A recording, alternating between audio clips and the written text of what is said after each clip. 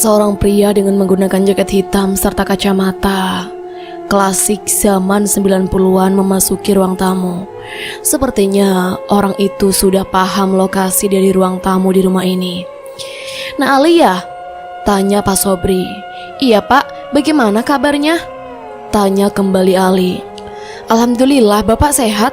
Kalian sudah lama ya menginap di rumah ini?" tanya Pak Sobri. "Kami baru nginep kok Pak." "Oh ya Pak, ini kenalin ada Fatah, Lutfi dan Dimas. Kita lagi liburan, jadi Ali ngajakin nginep di rumah Eyang," ucap Ali. Pak Sobri menatap satu persatu mereka dengan senyuman khas. "Kamu yakin mau ke ruangan itu?" tanya Pak Sobri. "Sebenarnya kami gak ada maksud hal untuk mengganggu. Namun karena ini juga meresahkan warga sekitar, jadi mau gak mau kita ingin mencari titik terang," ucap Ali. "Titik terang apa yang ingin kamu tahu? Tentang keberadaan Asmara?" tanya Pak Sobri. "Kok Bapak tahu?" tanya Ali. Tiba-tiba dari Pak Sobri meneteskan air mata secara perlahan. Kacamatanya yang bening menjadi sedikit berembun. "Asmara adalah kekasih saya. Saya masih merasakan kehadirannya saat ini juga," ucap Pak Sobri.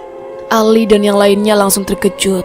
Pak Sobri membuka kacamatanya dan membersihkan dengan kain di bajunya. "Asmara itu orang baik. Kami berdua datang dari desa yang sama. Saat itu, Pak Haji meminta orang desa untuk bekerja kepadanya. Akhirnya, terpilihlah saya dan juga Asmara. Kami berdua bekerja di Haji Yasir karena ingin menanggung nafkah dari keluarga kita masing-masing," ucapnya. Dia pun melanjutkan lagi. "Namun, di saat kami mulai suka satu sama lain, Pak Haji tidak menyukai akan hal itu. Dan hari berdarah pun tiba," potong Pak Sobri sambil mengambil rokok di saku kanan jaketnya. "Pak Haji menyiksa Asmara. Dia terus-terusan meminta Asmara untuk tidak mencintai saya. Kebetulan saat itu Pak Haji meminta saya untuk pulang ke desa. Alasannya karena saya harus pulang untuk menengok orang tua," ucap Pak Sobri. Pak Sobri mulai membakar rokok kretek dengan aroma wangi yang khas. "Jadi karena permintaan itu Bapak langsung pulang ke rumah. Tapi bukannya itu alasan yang aneh?" tanya Lutfi. "Iya benar, alasannya aneh. Tetapi apa yang bisa saya lakukan selain mengikuti arahan dari atasan?" tanya Pak Sobri. Ali hanya menunduk malu. Dia merasa bersalah akan tragedi masa lalu yang sangat kelam itu. "Saat dimana saya kembali lagi ke rumah ini, saya belum tahu mengenai keberadaan Asmara saat itu. Namun ruang pertemuan sudah bau anyir darah," ucap Pak Sobri. Pak Sobri menatap Ali dengan senyuman. Dengan menatap Ali, Pak Sobri seperti mengingat kakeknya, Haji Yasir. "Kakekmu itu mirip seperti kamu wajahnya nak, tapi kamu beda darinya. Kamu berhati baik, sedangkan dia bukanlah manusia yang saya harapkan," ucap Pak Sobri. Ali menekan tangan Pak Sobri dan melepaskan tangan beliau dari dadanya. Pak Sobri hanya tersenyum. Fatah, Dimas dan Lutfi yang melihat fenomena langka dari sifat Ali mulai sedikit kecewa. Tidak mungkin Ali memiliki sifat seburuk itu. "Bapak lanjutkan kembali. Oleh karenanya, bau anyir. Pak Haji meminta saya untuk membersihkan ruangan itu. Bahkan seluruh ruangan itu diberi pewangi agar bau darahnya hilang. Namun bau anyir darah itu tidak pernah hilang," jelas Pak Sobri. Fenomena ini memang sangat langka. Namun semenjak itu Pak Sobri merasakan ada yang janggal dari ruang tersebut. Karena memang aneh, akhirnya saya mencari tahu sendiri akan ruangan tersebut. Dan ternyata Pak Sobri kembali menangis. "Pak, sudah cukup ceritanya. Kami gak mau Bapak mengingat masa lalu kembali," ucap Lutfi sambil menenangkan Pak Sobri. "Saya menemukan pakaian Asmara yang penuh akan darah," jelas Pak Sobri. Lutfi dan yang lainnya terkejut. Bagaimana mungkin pendarahan yang diceritakan Ali itu bisa membasahi seluruh baju yang dikenakan Asmara? "Lalu Pak?" tanya Lutfi. Pak Sobri menatap Ali. Pak Haji telah menyuruh seseorang untuk membunuh Asmara. Ia tak mau melihat pembantunya berpacaran. Jelas Pak Sobri. Cukup Pak, jangan bawa-bawa nama Eyang, kesak Ali dengan nada meninggi. Ali pun kesal. Ia kemudian naik ke lantai 2 menuju kamar. Li, lu mau kemana? Tanya Dimas. Lu susul dia Mas, pinta Fata. Dimas pun menyusul Ali yang mungkin agak kesal setiap kali Pak Sobri menatap wajahnya. Lutfi pun kembali menganalisa apa yang barusan diucapkan oleh Pak Sobri juga Ali terkait kematian Asmara. Bapak yakin dari mana jika Asmara dibunuh? Tanya Lutfi. Setelah saya cari informasi mengenai keberadaan Asmara, beberapa keluarga sempat menyembunyikan masalah ini. Mereka menganggap Asmara meninggal karena bunuh diri. Tapi saat 40 hari kematiannya, Asmara meneror seluruh keluarga, sekaligus saya sendiri. Jelas Pak Sobri. Meneror untuk balas dendam? Tanya Lutfi. Benar, Asmara meneror kita semua karena ingin menuntut kematiannya. Semenjak saat itu, rumah ini ditinggalkan dan diwariskan secara turun-temurun. Dan orang yang memegang rumah ini adalah orang tua Ali sendiri, ucap Pak Sobri. Lutfi mulai sedikit paham. Dia baru sadar bahwa orang tualah yang mendoktrin kepada Ali terhadap kematian Asmara sendiri. Namun orang tua Ali tidak kuat. Rumah warisan ini ditinggalkannya karena sosok Asmara masih bergentayangan, ucap Pak Sobri. Sementara itu, Dimas mulai memasuki kamar. Ia melihat Ali sedang menghadap pojokan tembok sambil menggedor-gedorkan keningnya ke tembok. Sontak saja dari keningnya keluar darah segar secara perlahan.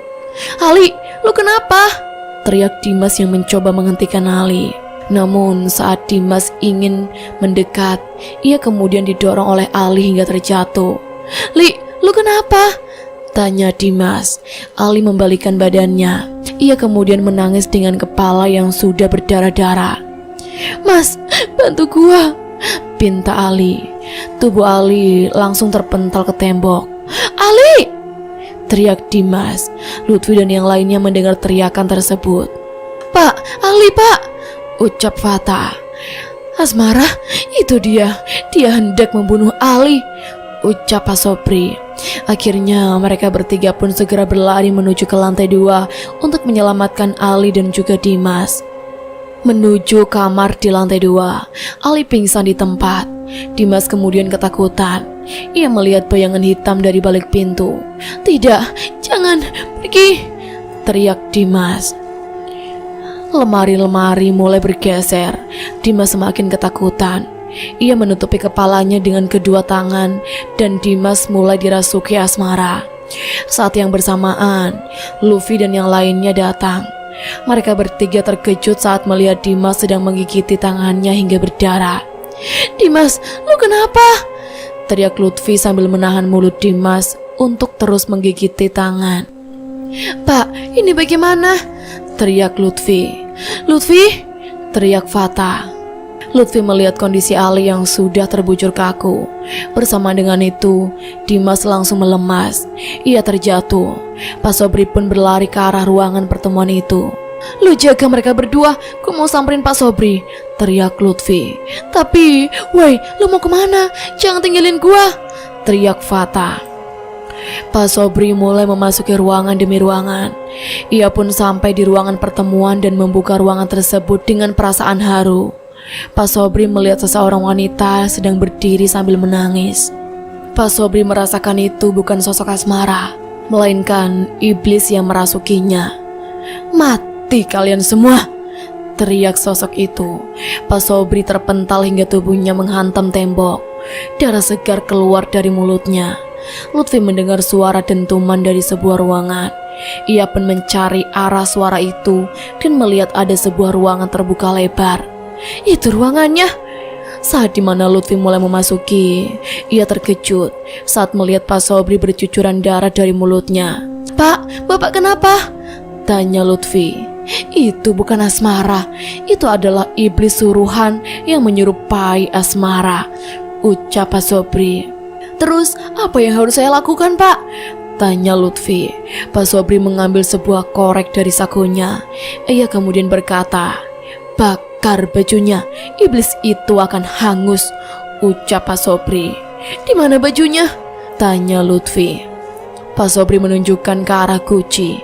Seingatnya baju itu berada di dalam guci. Lutfi pun langsung berlari ke arah guci. Namun baru beberapa langkah ia merasakan hawa merinding yang membuat tubuhnya sulit bergerak. Pak, tubuh saya, ucap Lutfi. Iblis yang merasuki Asmara itu tengah berada di belakang Lutfi. Lutfi kemudian ingat akan perkataan gurunya. Ia harus tetap tenang dan menjaga hatinya agar tidak terpengaruh oleh kejahatan iblis. Lutfi membacakan ayat kursi dan 2 ayat setelah ayat kursi. Lalu dia melanjut membaca surat An-Nas serta Al-Falaq dalam hati. Dengan seketika tubuhnya langsung terjatuh. Energi jahat itu langsung menghilang. Sosok iblis yang merasuki Asmara sudah menghilang. Ali pun menggunakan kesempatan ini untuk memecahkan guci tersebut dan mengambil pakaian yang berada di dalamnya. Pecahan guci itu membanjiri lantai. Lutfi langsung mengambil baju itu dan membakarnya. Setelah itu, dia mendengar suara teriakan kepanasan. A'udzubillahi minasyaitonirrajim, teriak Lutfi. Lutfi pun membacakan ayat kursi dengan kencang. Ada satu bayangan yang berada jauh darinya terbakar oleh api, dan ternyata itu adalah jin suruhan yang menyerupai sosok Asmara. Jadi usut punya usut, setelah kematian Asmara, keluarga Asmara tidak terima. Lalu mereka pun meneror seluruh keluarga Haji Yasir atas bantuan dukun. Keluarga Asmara meminta kepada dukun tersebut agar mengganggu keluarga Haji Yasir yang menjadikan Asmara sebagai wadah dari jin suruhan itu. Akhirnya selama berpuluh-puluh tahun sampai rumah itu diwariskan, jin itu tetap menyerupai Asmara dan membuat prasangka bahwa Asmara akan balas dendam dan membunuh seluruh keluarga Haji Yasir. Hal inilah yang membuat seluruh keluarga Haji Yasir meninggalkan rumah itu, sampai akhirnya jatuh kepada keluarga Ali. Atas kejadian malam itu, mereka yang luka-luka dibawa ke rumah sakit. Tragedi semacam ini cukup membekas di pikiran Lutfi dan yang lain. Semenjak kejadian itu, tak ada lagi gangguan di rumah tersebut. Namun Pak Sobri meyakini bahwa keluarga Asmara akan kembali menyerang.